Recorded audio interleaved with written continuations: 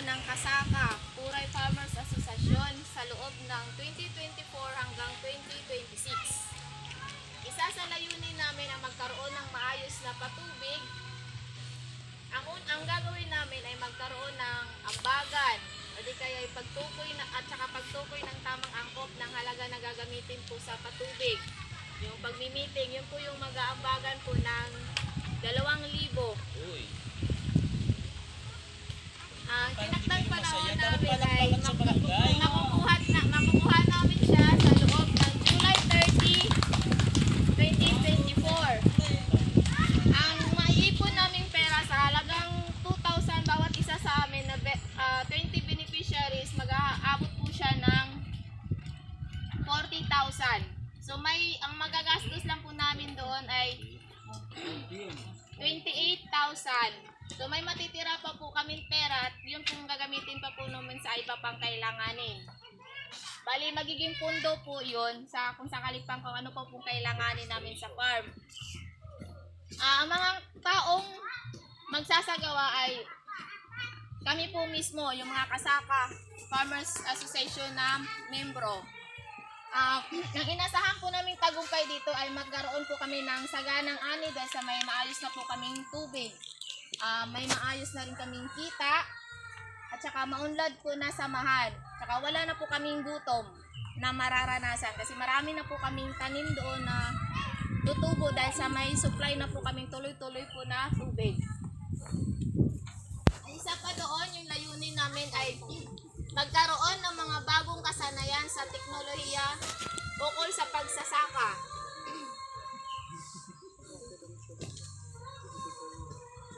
Ang gagawin namin ay magkaroon po ng training seminar center sa farm ukol po sa bagong teknolohiya po.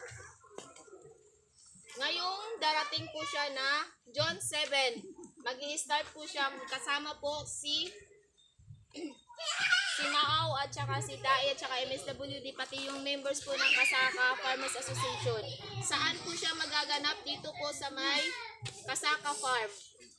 Nailaw na pong mesa, upuan at saka yung ito na lang pong kukulangin, yung training supplies kung may kukulang pa po. Tapos yung inaasahan naming output dito ay magkaroon po ng makabagong kaalaman sa pagsasaka na at may sasagawa at may apply sa community garden. Maayos na at maunlad na ani.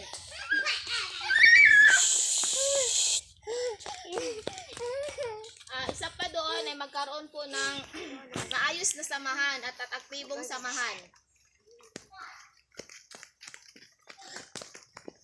Para po magkaroon po ng maayos na samahan, magkakaroon po kami ng regular na meeting. Ang ginagawa po dito ay tuwing Biyernes. Dito po yun sa Kasaka Farm. At dito na rin po magkakaroon ng ambagan. Lahat po to sa officialis at saka members. Yung 31 members. Tsaka para po ang inasahan namin dito ay maayos na takbo ng samahan at sama-samang malutas kung may problema pong masasangkot. Isa pa po ang yung makalikha ng maayos na palengke o merkado para sa tuloy-tuloy na kita ng samahan. Dito po yung magkaroon kami ng partnership sa local na pamahalaan. Tsaka yung magkaroon kami ng networking katulad dun sa mga iba pang ahensya. Gaganapin siya sa third quarter ng 2024, mga July. August po. Bandang August, September, October. Ang gagawin po diyang ay magkaroon po ng request tapos yung transportation para maipasa po yung papel doon. Tsaka ang gagawa po dyan is yung Kasaka Farmers Association na Marketing Committee. Ang inaasahan namin dito ay magkaroon po ng sure na market, income at saka matatag na partners ugnayan or established partnership.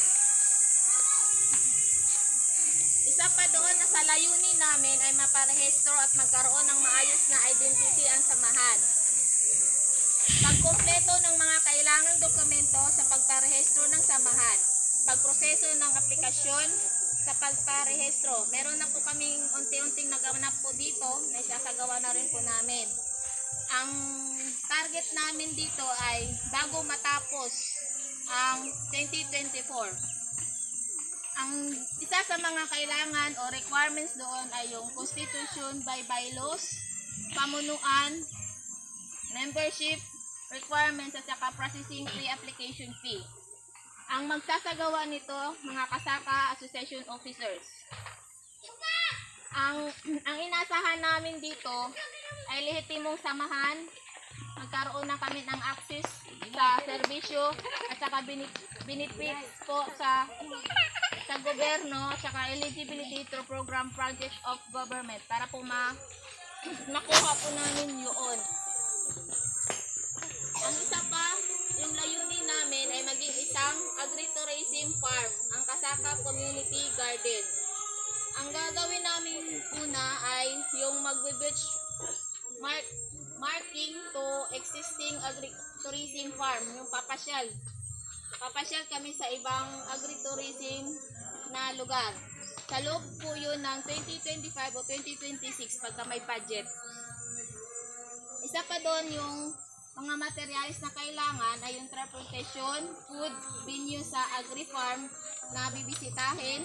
Kami po yun lahat. Kasaka Farmers Association members po ang pupunta para magkaroon ng experience po doon, para makadagdag ng kaalaman, para ma-motivate po, ma-inspire at saka ma-practice po yung napuntahan naming agritourism. At yun lang po. Salamat.